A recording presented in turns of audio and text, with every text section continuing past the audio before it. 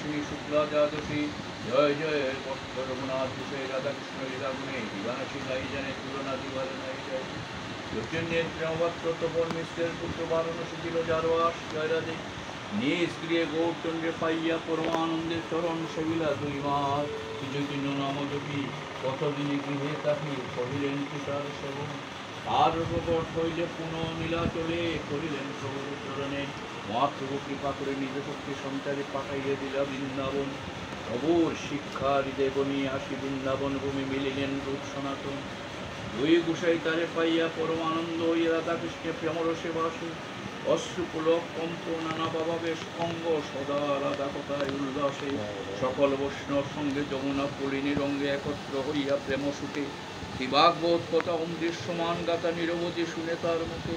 পরম বৈরাগ্যের সীমা সুনির্মল কৃষ্ণ প্রেমা সুস্বরে অমৃতময় বাণী পশুভক্তি পুলকিত যার মুখে কথা অমৃত যার মুখে কথা অমৃত শুনিতে পাষাণ হয়ে পানি জয় রঘুনাথ ভট্ট গোস্বামী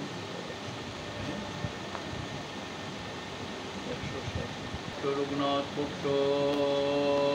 এ রাধা বল্লভ বলে পরিণ বিষয় বলে কৃপা করি করো আত্মসাৎ হে রঘুনাথ ভট্ট গোস্বামী পাদ জয় শ্রী রাধে।